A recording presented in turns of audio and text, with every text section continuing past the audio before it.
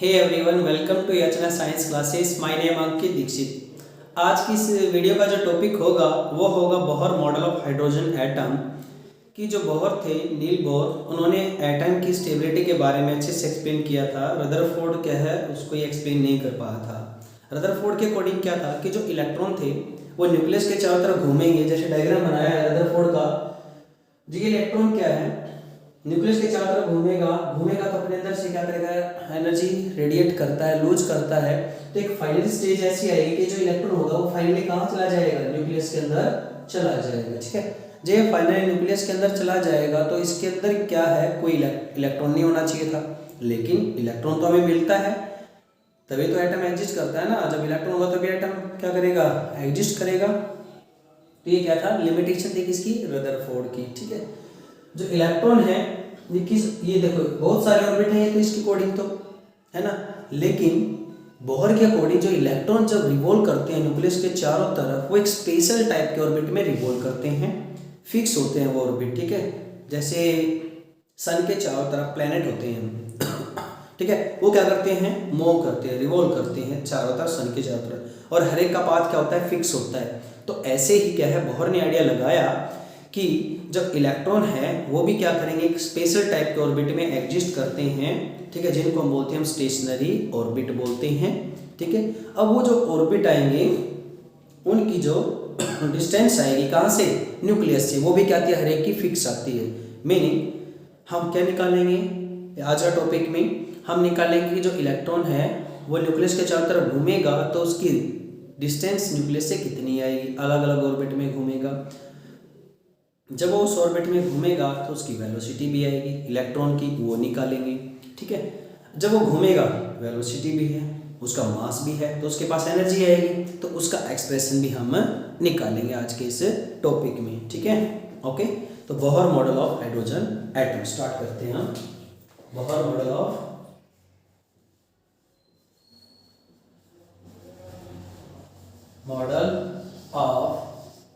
Atom of hydrogen atom आएगा। Bohr model of hydrogen atom लिख लो, हाइड्रोजन एटम। क्योंकि हाइड्रोजन एटम क्या है, हाइड्रोजन एटम में एक इलेक्ट्रॉन होता है, उसको समझ पाना क्या है, बहुत सिंपल होता है, इसलिए क्या किया गया, हाइड्रोजन एटम लिया था किसने, बोहर ने। बोहर का जो ये मॉडल है, ये क्लास सेमी क्या है, क्वांटम मॉडल है। ठीक है, क्या है ये, semi quantum model, semi quantum, quantum या मॉडर्न मॉडल है ये। ओके, कौन सा, बोहर का। ठीक है, नील बोहर का। अब इस इन्होंने क्या क्या थे, पोस्टुलेट बनाए थे कि क्या क्या डेफिनेशन बताई होंगी कि वो जिसमें इलेक्ट्रॉन क्या करेगा, घूम पाएगा या नहीं घूम पाएगा। ठीक है, तो इन्होंने क्या क्या थे, एक डेफिनेशन पोस्टुलेट बनाए थे, वो पोस्टुलेट अभी करते हैं हम। ठीक है, जो फर्स्ट पोस्टुलेट है क्या आएगा, जो फर्स्ट जो पोस्टुलेट आएगा किसका, इसका बोहर का। इन्होंने क्या बताया था डायग्राम से, ये मान लेते हैं एटम की शेप है। ठीक है, और इसके बीच में कौन प्रेजेंट है, इसके जो बीच में है वो है न्यूक्लियस, ये प्लस चार्ज। ठीक है, और यहाँ पे कौन रिवॉल्व कर रहा है, इलेक्ट्रॉन। यहाँ पे क्या है, ये इलेक्ट्रॉन है। अब इलेक्ट्रॉन रेस्ट में नहीं होंगे, मूव करेंगे। जब ये मूव करेंगे तो यहाँ पे हम क्या करते हैं, वेलोसिटी डायरेक्शन निकालने के लिए टेंजेंट ड्रॉ करते हैं। तो ये क्या बताएगा हमें, वेलोसिटी बताएगा इलेक्ट्रॉन की। क्लियर हुआ, इलेक्ट्रॉन का मास है वो कितना है, वो है m। ओके, अब जो ये न्यूक्लियस है इसके और इलेक्ट्रॉन के बीच में डिस्टेंस आएगी, वो डिस्टेंस जो आएगी, ठीक है, उसको हम मिला देते हैं यहाँ से, dash dash dash dash dash dash dash, ये क्या है, इसकी रेडियस। क्लियर हुआ, ठीक है, ये क्या है, न्यूक्लियस, इसके ऊपर चार्ज कैसा है, पॉजिटिव। चले, जब ये इसके चारों तरफ घूमेगा इलेक्ट्रॉन तो क्या होगा, एक फोर्स लगेगा। कौन सा फोर्स, ये प्लस चार्ज, ये माइनस चार्ज, इनके बीच में एक फोर्स लगता है जिसको बोलते हैं कूलम्ब फोर्स। ठीक है, अब वो कूलम्ब फोर्स क्या करेगा, एक सेंट्रीपिटल फोर्स बनाएगा, ताकि ये जो इलेक्ट्रॉन है इस सर्कुलर रास्ते में क्या करता रहे, घूमता रहे। ठीक है, तो सेंट्रीपिटल फोर्स कहाँ से है, वो आया कूलाम्ब से, किससे? कूलाम्ब से। कितना हुआ? ठीक है, कूलाम्ब से। जितना मैग्नीट्यूड इस कूलाम्ब फोर्स का होगा उतना ही मैग्नीट्यूड किसका होगा? सेंट्रीपिटल फोर्स का। और जो सेंट्रीपिटल फोर्स जो डायरेक्शन आती है हमेशा किसकी तरफ आती है? सेंटर की तरफ आएगी, FC। इसको बोल देते हैं हम सेंट्रीपिटल फोर्स। क्लियर हुआ? तो पहला है द मैग्नीट्यूड ऑफ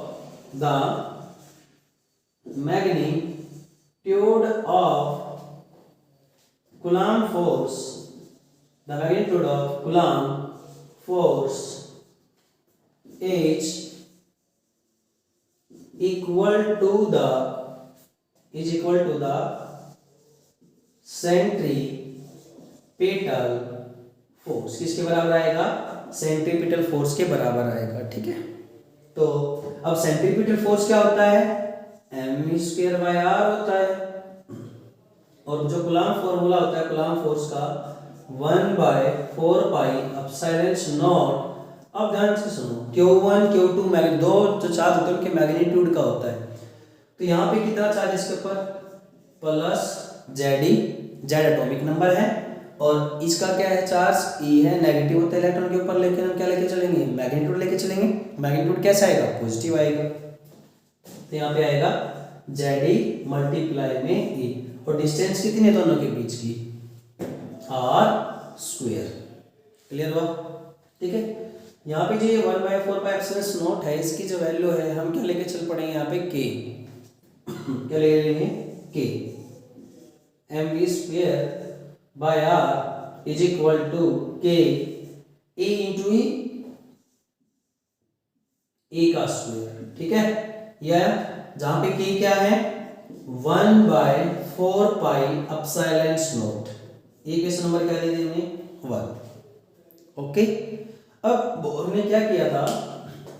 ये प्रिज्यूम किया था कि जो न्यूक्लियस है वो बहुत ज़्यादा हैवी मास होता है एज कम्पेयर टू किससे? इलेक्ट्रॉन से। तो उन्होंने क्या किया था कि जो न्यूक्लियस है उसको क्या एज्यूम किया था कि स्टेशनरी एज्यूम किया था कि न्यूक्लियस क्या होगा? रेस्ट में होगा। ठीक है, किस में होगा? रेस्ट में। और इलेक्ट्रॉन क्या करेगा? चारों तरफ घूमेगा। और जो इलेक्ट्रॉन है वो हमेशा किस रास्ते में घूमता है? सर्कुलर। किसने बताया था? बोहर ने। ये सर्कुलर ऑर्बिट क्या आएगा? Circular orbit. ऑर्बिट क्या होता है? The path in which electron revolve around the nucleus is known as orbit. Clear हुआ? बोहर ने बताया सर्कुलर पाथ। ठीक है, ये तो क्या हुआ? फर्स्ट पोस्टुलेट हुआ। ओके, ठीक है, क्लियर हुआ? नेक्स्ट है पोस्टुलेट करेंगे हम। नेक्स्ट उतार लिया। नेक्स्ट पोस्टुलेट आएगा कि जो इलेक्ट्रॉन है ये अपनी एनर्जी लूज नहीं कर रहा। जब ये अपनी एनर्जी लूज नहीं करेगा तो क्या करेगा? अपने अंदर ही बना के रखेगा। जब ये अपने अंदर बना के रखेगा तो ये घूमता ही रहेगा। तो अब किस ऑर्बिट में घूमेगा जिसमें वो एनर्जी लूज नहीं करता? उनको हम बोलते हैं हम स्टेशनरी ऑर्बिट। इसने बोला था सेकंड पोस्टुलेट में कि जो इलेक्ट्रॉन है वो नॉन रेडिएटिंग ऑर्बिट में रिवॉल्व करते हैं। ठीक है, the electron revolve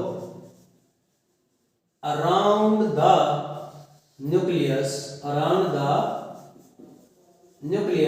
in non-radiating orbit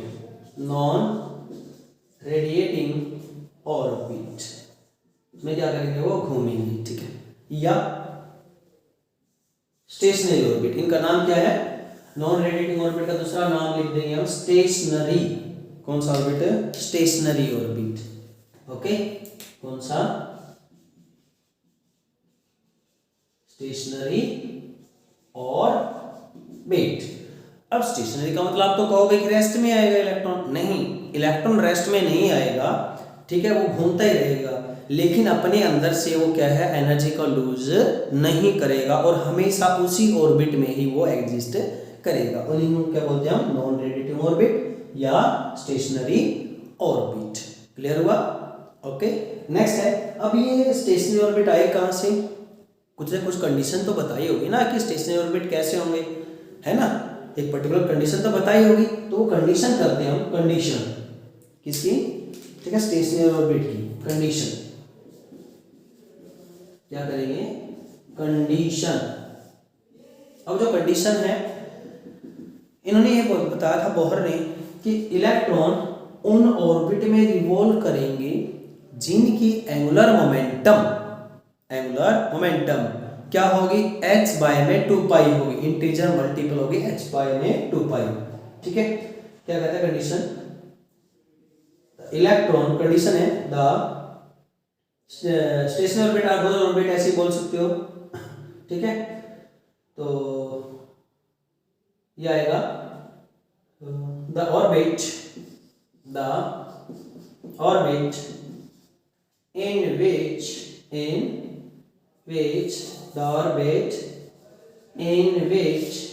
angular momentum of electron is integral multiple of h by 2 pi। क्या आएगा, h by 2 pi आएगा। ठीक है, h by 2 pi क्लियर कर देते हैं, कहा लिया होगा आपने। तो ये कंडीशन क्या है, एंगुलर मोमेंटम की। जो एंगुलर मोमेंटम होता है, सिंबल होता है कैपिटल L। ठीक है, हम मैग्नीट्यूड लेंगे, एंगुलर मोमेंटम होता है, ठीक है, क्या m v r is equal to, और ये क्या है यहाँ पे n h बाय में 2 पाई। h यहाँ पे प्लैंक कांस्टेंट है, और यहाँ पे जो n है वो है 1 2 3 4 एंड सो ऑन। इसको हम बोलते हैं प्रिंसिपल क्वांटम नंबर। क्या बोलते हैं इसको, प्रिंसिपल क्वांटम नंबर, क्योंकि ये ऑर्बिट थोड़ा आएगा, और भी ऐसे एक और इसके बाद ऑर्बिट आ सकता है, उससे बाहर भी ऑर्बिट आ सकता है, बहुत सारे ऑर्बिट हो सकते हैं ना, तो वो नेम दे देगा 1 2 3 4 ऐसे। ठीक है, ओके क्लियर हुआ। तो यहाँ से इस कंडीशन को हम बोलते हैं क्वांटाइजेशन कंडीशन। क्वांटाइजेशन कंडीशन किसकी, बोहर की। ठीक है, एंगुलर मोमेंटम की। ओके, ये जो है quantization condition, angular momentum quantization condition. ठीक है, ये क्या है, एंगुलर मोमेंटम, क्या है ये, एंगुलर मोमेंटम क्वांटाइजेशन। ठीक है, एंगुलर मोमेंटम क्वांटाइजेशन कंडीशन है ये। ओके, हाँ है ना। यहाँ से न्यूमेरिकल भी है, बनता है, न्यूमेरिकल हम बाद में करेंगे। ठीक है, वो ये पूछ सकता है कि फर्स्ट ऑर्बिट की एंगुलर मोमेंटम निकालो या सेकंड ऑर्बिट की एंगुलर मोमेंटम निकालो। तो यहाँ पे हम को क्या करेंगे, 1 2 3 पुट करेंगे। अब आपके ब्रेन में ये आया होगा कि यहाँ पे n को मैंने 1 2 3 4 लिखा है, 0 नहीं लिखा, तो 0 क्यों नहीं लिखा। ठीक है, अब ध्यान से देखना यहाँ पे, अगर मैंने मान लीजिए n को 0 पुट कर देता, तो ये सब कुछ क्या जाता, 0 हो जाता। ये जब सब कुछ 0 आएगा तो क्या हो जाएगा, ये भी 0 आएगा। जब ये 0 आएगा तो सब कुछ क्या जाएगा, 0। तो इसलिए क्या है, हम यहाँ पे 0 नहीं पुट करेंगे, एंगुलर मोमेंटम की वैल्यू 0 नहीं होगी, इसलिए n की वैल्यू को हम यहाँ पे 0 नहीं पुट करेंगे। ओके, क्लियर हुआ। ये क्या था, सेकंड पोस्टुलेट था। ठीक है, थर्ड जो पोस्टुलेट है वो क्या कहता है, बोहर कोई इलेक्ट्रॉन एटम एनर्जी तभी अब्जॉर्ब करेगा जब इलेक्ट्रॉन लोअर ऑर्बिट से हायर ऑर्बिट पे जाएंगे, या कोई एटम एनर्जी तभी लूज करेगा जब इलेक्ट्रॉन हायर ऑर्बिट से लोअर ऑर्बिट में आएंगे, मतलब हायर एनर्जी से लोअर एनर्जी में आएंगे, तभी एनर्जी लूज करेगा या एब्जॉर्ब करेगा ना वो। ठीक है, तो थर्ड पोस्टुलेट है वो, कर दे इसको रब। क्लियर हुआ। ओके, ठीक है, तो ये क्या है, अगर आपको समझ में आ रहा है टॉपिक बिल्कुल अच्छे से, ठीक है, तो आप कमेंट जरूर करना। ओके, और जो नेक्स्ट वीडियो बनानी है, ठीक है, किस टॉपिक पे बनानी है वो भी क्या है लिख देना, ताकि मैं क्या है आपके लिए क्या है वो वीडियो, उस टॉपिक के लिए वीडियो क्या है बना सकूं। ठीक है, ओके, और आप इस चैनल को क्या है सब्सक्राइब और शेयर जरूर करना। ओके, तो नेक्स्ट है थर्ड जो पोस्टुलेट आएगा, थर्ड पोस्टुलेट वो क्या आएगा, the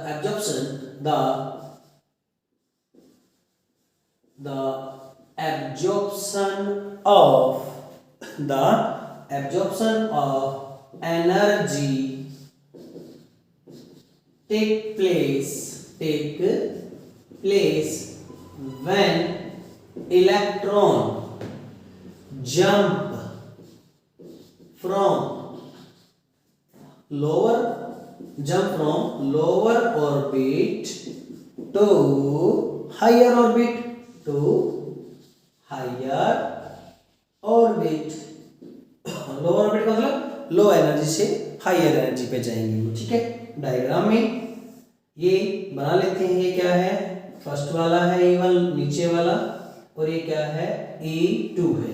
कैसे, जैसे यही था हमने बनाया, ये ऐसे, ये एक न्यूक्लियस है प्लस ये ऑर्बिट आया, फिर कोई और भी ऑर्बिट होगा ऐसे, ठीक है। मान लेते हैं इलेक्ट्रॉन यहाँ पे है, हमें इस इलेक्ट्रॉन को ऊपर लेके जाना है। कहाँ लेके जाना है, ऊपर, यहाँ पे, ये यहाँ पे आया, ठीक है। तो ये क्या करेगा, एनर्जी लेगा, अपने आप तो नहीं जाएगा, ठीक है, तो एनर्जी लेगा। तो यहाँ पे क्या है, ठीक, क्या करेगा, एनर्जी को एब्जॉर्ब करेगा, ठीक है। यहाँ से लोअर ऑर्बिट से हायर ऑर्बिट में गया, तो एनर्जी इसने क्या किया, एब्जॉर्ब की, तभी जाएगा, ठीक है। तो यहाँ से क्या है, ये इलेक्ट्रॉन यहाँ पे है, तो यहाँ से कहाँ जाएगा, ऊपर जाएगा। ऊपर जाएगा तो क्या करेगा, ये एनर्जी को एब्जॉर्ब करेगा, और ये कहाँ चला जाएगा, यहाँ पे चला जाएगा। क्लियर हुआ, इतना हुआ कि नहीं हुआ। तो यहाँ से ये एनर्जी इसने क्या किया, एब्जॉर्ब किया, हो गया। तो ये ऊपर चला गया जंप करके, ठीक है। ये केस इसी में एक और होता है। अब क्या है, एनर्जी का एमिशन कब होता है, जब इलेक्ट्रॉन हायर ऑर्बिट से, पहले हायर में है और कहाँ पे आया, वो लोअर पे आया, ठीक है। इसी में सेकंड आता है, उतार ले एक, ठीक है। सेकंड पार्ट क्या आता है, यहाँ पे एब्जॉर्प्शन की जगह पे क्या लिख देंगे, एमिशन। द एमिशन कर देना किसको, द एमिशन ऑफ, द, यहाँ पे एब्जॉर्प्शन की जगह क्या लिखो, emission. The emission of energy take place when electron jump from jump लिख सकते हो या dx side लिख सकते हो, jump from higher orbit to lower orbit, jump from higher orbit to lower orbit, वो आएगा, ठीक है। अब डायग्राम कैसे आएगा, अब इसको यहाँ पे क्या कर देते हैं, हम इसको रब कर देते हैं, ठीक है, ओके। अब ये इलेक्ट्रॉन कहाँ था, ऊपर था, पहले कहाँ है, ये ऊपर है। अब ये एरो साइन कहाँ करेंगे, हम नीचे कर देंगे। अब ये एरो साइन कहाँ, नीचे। तो ये इलेक्ट्रॉन क्या हुआ, जंप करके कहाँ गया, नीचे आएगा। तो क्या निकालेगा अपने अंदर से, रेडिएशन निकालेगा, एनर्जी निकालेगा, ठीक है। तो कितने निकालेगा, E is equal to E2 minus E1, upper वाले की माइनस लोअर वाले की, ठीक है। ये लोअर एनर्जी है ना, ये लोअर एनर्जी लेवल है, ये लोअर एनर्जी है, लोअर एनर्जी, और ये क्या है, हायर एनर्जी, हायर एनर्जी, ठीक है, ऑर्बिट, ओके। तो ये हुआ, तीन पोस्टुलेट हुए, ठीक है, क्लियर हुआ इतना। नेक्स्ट है, इसमें जो आएगा क्वेश्चन लिख लेते हैं हमारे एक, ठीक है, कि हमें ये बताना है जो सेकंड ऑर्बिट आएगा, सेकंड ऑर्बिट, ठीक है, उसकी एंगुलर मोमेंटम कितनी होगी, ठीक है। क्वेश्चन आएगा इसमें यहाँ पे, फाइंड द, क्या लिखोगे, find the angular momentum, magnitude of angular momentum of second orbit, second orbit का, ठीक है। आंसर क्या आएगा इसका, अभी जस्ट लिखा था, L था MER is equal to NH by में 2 पाई। अब सेकंड ऑर्बिट पूछा है, तो सेकंड ऑर्बिट के लिए पूछा है, तो n की वैल्यू कितनी आएगी, 2 आएगी। तो यहाँ पे क्या पुट कर देंगे, n की जगह पे 2 पुट कर देंगे, 2h बाय में पाई, 2 से 2 क्या हो जाएगा, कैंसिल आउट हो जाएगा। तो ये क्या आएगा आंसर, h बाय में 2 पाई, ठीक है। एंगुलर मोमेंटम आ गई। ये पूछ रहे फर्स्ट ऑर्बिट की कितनी आएगी या थर्ड ऑर्बिट की एंगुलर मोमेंटम कितनी आएगी, ठीक है। तो ये केस क्लियर हुआ, ये छोटा सा न्यूमेरिकल था इसमें, ठीक है।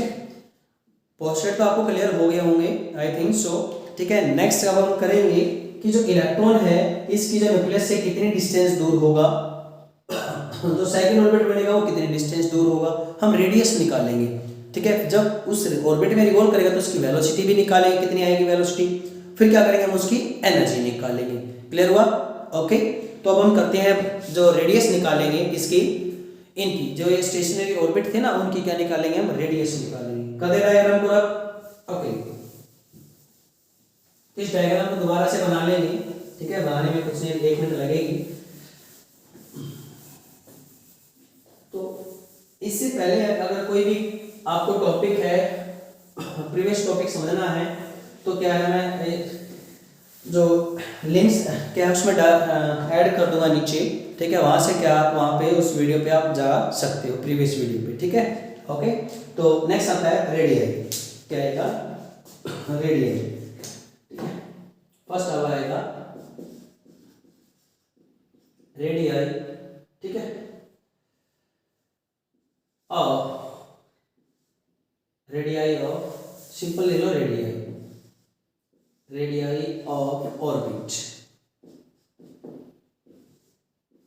ऑर्बिट्स बहुत सारे, एक नहीं होगा, बहुत सारे होंगे ना, ठीक है। तो नेक्स्ट अब ये डायग्राम बना लेते हैं। ये हमने क्या लिया है? एटम ले लिया।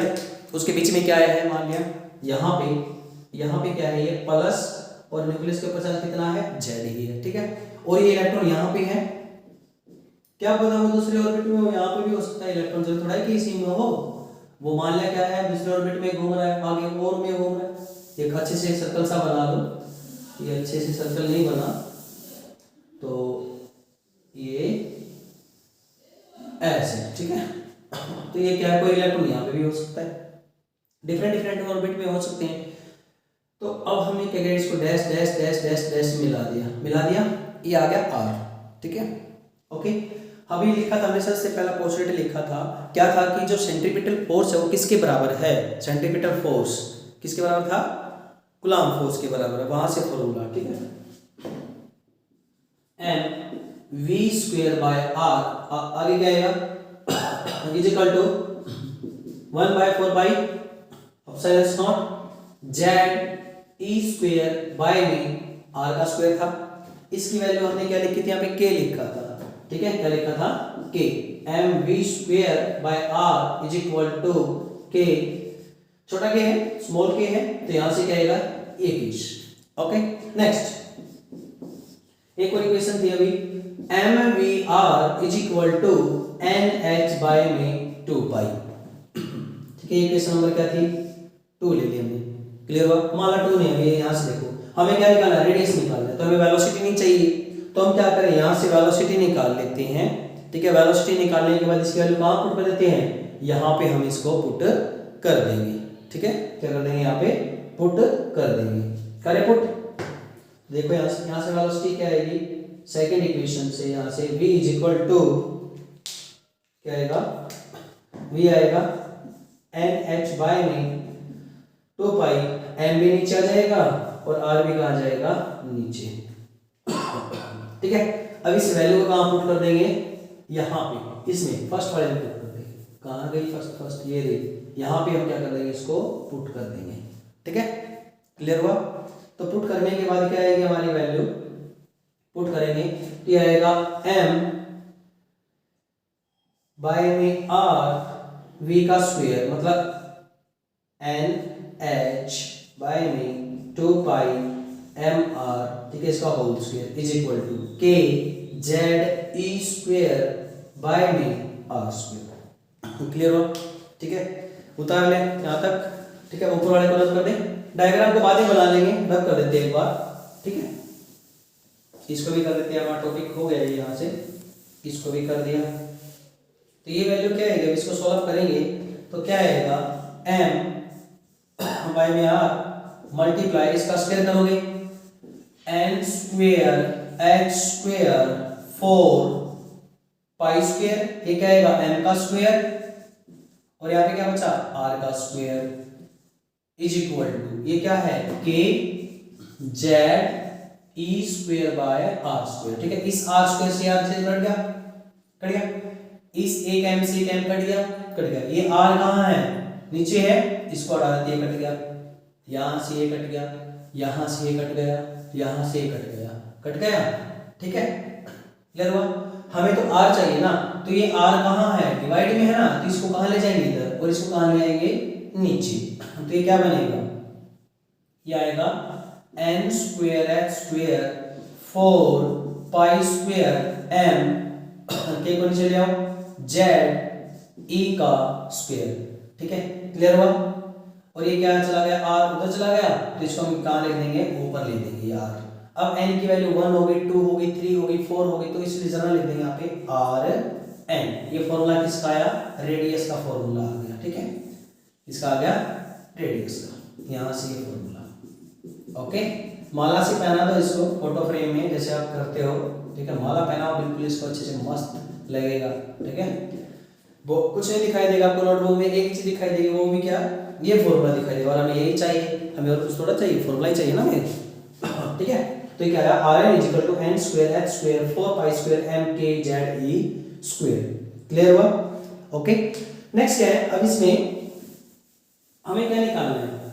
मान सबसे जो पहला जो ऑर्बिट होगा, सबसे पहला ऑर्बिट, उसकी रेडियस कितनी आएगी, ठीक है। ये जो इलेक्ट्रॉन, ये न्यूक्लियस है और ये इलेक्ट्रॉन है, सबसे नजदीक जो आएगा वो क्या आएगा? एन की वैल्यू फर्स्ट, सबसे फर्स्ट ऑर्बिट आएगा, डैश डैश डैश, ये क्या है? R1। तो यहाँ पे पुट करते हैं for hydrogen atom, for hydrogen atom, hydrogen atom के लिए एटॉमिक नंबर कितना होता है? 1 होता है, ठीक है। और यहाँ पे n कितना लिया? 1। तो क्या कर देंगे हम? R1 इज इक्वल टू, अब इसकी जगह पे तो 1 आ जाएगा, 1 का स्क्वायर तो 1 ही आएगा ना, ठीक है।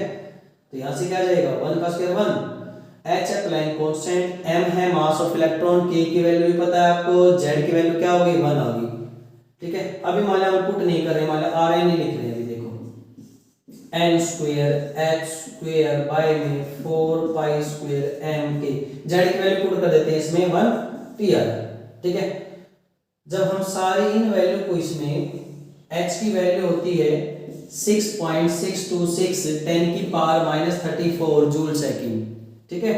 ओके, मास ऑफ इलेक्ट्रॉन होता है 9.1 10 की पावर माइनस 31 किलोग्राम, ठीक है। इलेक्ट्रॉन के ऊपर चार्ज होता है 1.6 10 की पावर माइनस 19 कूलम, ठीक है। और जो k की वैल्यू आती है, ठीक है, वो आता है 1/4 पाई एप्सिलॉन नॉट, और इसकी जो वैल्यू आती है 9 × 10 की पावर 9, ठीक है, न्यूटन मीटर स्क्वायर पर कूलम। जब इन सारी वैल्यू को इसमें पुट करते हैं, इसमें इसमें इसमें इसमें इसमें इसमें इसमें इसमें, तो ये क्या आता है? Rn इज इक्वल टू, ये आएगा n स्क्वायर मल्टीप्लाई यहाँ पे 0.529 एंगस्ट्रॉम, 10 की पावर माइनस 10 आता है, ठीक है।